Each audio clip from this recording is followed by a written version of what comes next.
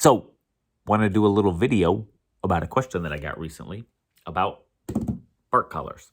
So, somebody asked, when do you use or when should I use a bark collar? When's a good time to use it? So, with bark collars, they can be very effective at stopping a dog from barking, but there's some things to consider when using a bark collar. Anytime that we are trying to modify a behavior or eliminate a behavior, one of the key ingredients is consistency. Now, a bark collar, if it's a well-made, good quality bark collar, and there's a lot of them on the market, not all of them are good quality, but I can say that about pretty much anything. If it's a good bark collar, then it should be giving a pretty consistent correction, whatever type of correction that is. There's several different ones on the market. For when dog barks, this happens. Very consistently, every time dog barks, this happens. A negative thing, a correction, okay, to stop the behavior. So if it's a good collar and it's working that way, then it can very effectively teach the dog, when I do this behavior, this negative thing happens. I don't want that, so I'm going to avoid that. So I'm just not going to bark anymore, okay? There's two issues that I find with that typically. One, I don't necessarily want the dog to never be able to bark. I think barking is good as long as I can shut it off. Meaning, like with my dogs, or if I'm training a dog, I'm going to teach the dog what enough means. And to me, what that means to me and what I teach the dogs is whatever you're doing now is okay, but right now, that's enough of it. So if a dog is excessively barking, I will say enough, and the dog knows to stop. And then if dog does not stop, then I would issue a correction. If dog is playing too roughly, okay, we've been playing for a couple minutes and this has all been good. You and this other puppy, you've been playing, but things are starting to get out of hand. So I'm going to say enough, and I'm going to pause this, and maybe we'll resume in a minute, but maybe we're just done playing, right? Maybe this dog is done and you're not picking up on signals and you're kind of being a bully. So we're just going to stop. So what was happening before was totally fine, but now is enough of it. So that is generally how I'm going to address barking. Because I don't want a dog to think he can never, ever bark in his life. And if we're using a bark collar consistently, meaning the dog's always wearing a bark collar, he's learning that he can never bark. He can never, ever bark. It's never okay to bark. And I don't really want to teach a dog that. And if dog is not wearing the bark collar all the time, then I want to be really, really specific about when and how I'm putting that on. Because if your dog starts to bark and then you go get the bark collar and you put it on your dog, well, he's going to learn really quickly that he can do whatever he wants when this collar's not on. But when it is on, then he's got to kind of watch himself. And that's not really what we want either, because that's not permanently modifying a behavior. When I talk about permanently modifying a behavior, I want it to be modified, and just that is what it is. Not it needs an input from me every single time for it not to happen, because then it's still going to happen when you're not there, or when you're distracted, or when you're busy doing something else. Your dog's as smart as a small toddler. So they're going to figure out when you're unable to go get the bark collar and put it on them, and that's when they're going to bark, right? So if I were to ever use a bark collar, it would probably be in a scenario where a dog is crated and I can't have barking when the dog's in the crate.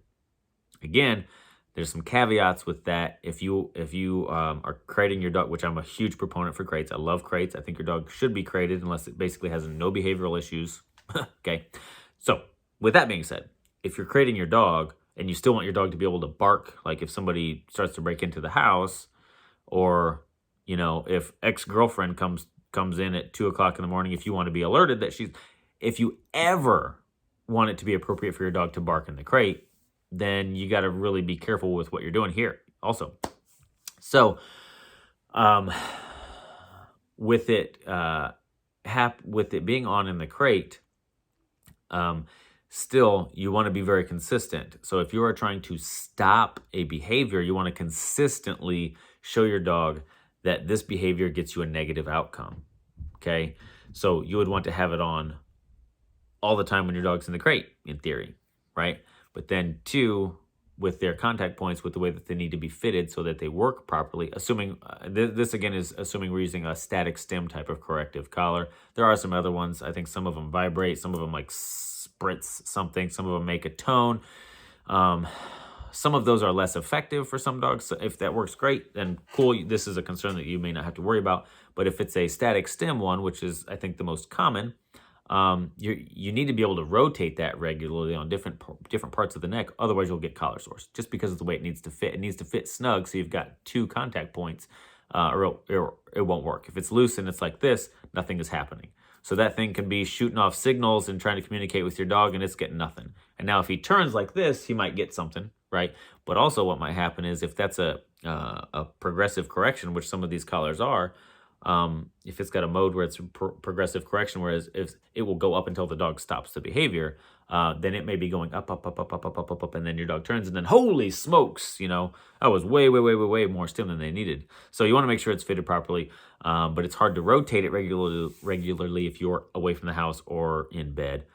So there's a lot of caveats with the use of a bark collar. Me personally, I generally will just use a remote trainer because I'm using that for training with the dog, right? This is, if I'm using a remote trainer, I've been doing some conditioning with the dog, laying some foundation work, teaching the dog what this language means because they're not born understanding what an e-collar means or what I'm trying to communicate. So I need to teach them this. And once I have that and I'm using it for training, when I get to a certain point in training, not in the very beginning, I would caution you against that. You don't want to just put on any kind of training tool and just boom, correct your dog. That's probably not going to end well in hardly any situation. So I'm talking, after some days, potentially weeks that I've been using the collar, then I may start to issue corrections for certain things. But again, I am generally for this type of behavior, which in my view is perfectly okay sometimes, but in other times when I decide it's enough, I want to be able to turn it off. I'm going to be using a remote trainer for that. Now, a lot of times when this comes up, it is a crate behavior or like a separation anxiety type of behavior when you're gone away from the house. So those become a little bit more tricky. So sometimes it seems like a really easy answer. I'm just going to slap a bark collar on and call it a day. Like I don't have to do anything. And in theory, maybe there's a time and a place for that and it's appropriate and you're going to do more good than harm. But I would say the opposite is probably more common. Meaning sometimes you're going to do more harm than good in doing that. And you're not addressing the root cause of the behavior. So if every time you leave, or every time you put your dog in the crate, they bark and they whine and they go crazy and they try to escape or they destroy things or any one of those things, there is a root cause for that dysfunctional behavior. So I would prefer to take some more time and address what is that root cause of the separation anxiety or confinement, phobia, whatever it is. So I'm not a huge fan of bark collars for those reasons. And the way that I would address the barking is a lot harder than a bark collar, but I think, in my opinion, if I'm trading one negative behavior for potentially one or more other negative behaviors, then I'm not really making any progress. I'm just moving the mole's head over here, right? But I'm going to constantly be having to go after something. I want to slowly, if need be, address the problem that is present and not hit it down so hard and so fast that it pops up somewhere else. Meaning, if I have a dog that has separation anxiety and every time owner leaves the house, we slap a bark collar on it and it gets some big corrections because it's pretty adamant that it wants to bark and freak out and scream at mom or dad to come back or whatever kind of is going on in their head. If they're just getting corrections for that and that's the first input they get from us, then they may start barking, but they may start submissively wetting in the house, or they may start chewing up the base molding, because they don't have any kind of outlet for that frustration or fear or anxiety or whatever. So I would want to do a lot more things to make the dog comfortable in his own skin teach the dog, one, to be in the crate and be comfortable with that, because that eliminates the potential for most any other problem behaviors, in terms of destruction or, marking or things like that. I mean, they can go in the crate, but that's a whole another issue that we can address. So, bark collars, not a big fan of them. I've used several and I've experimented with them, and I've just never really been super happy with them. So I would prefer to address the root of the behavior. If you have specific questions about what methods or what kind of thinking would you go about addressing this situation that I'm currently thinking about using a bark collar for, maybe post those in the comments, shoot us a message, and I can maybe put out a video and address and examine that angle, whatever your specific question is. So put some questions in here, shoot us a message if you want to. You can like this or potentially frowny face or thumbs down this if you don't like it. But if you do that, tell me what's going on. Why don't you like it? Tell me. All right, I'm out of here.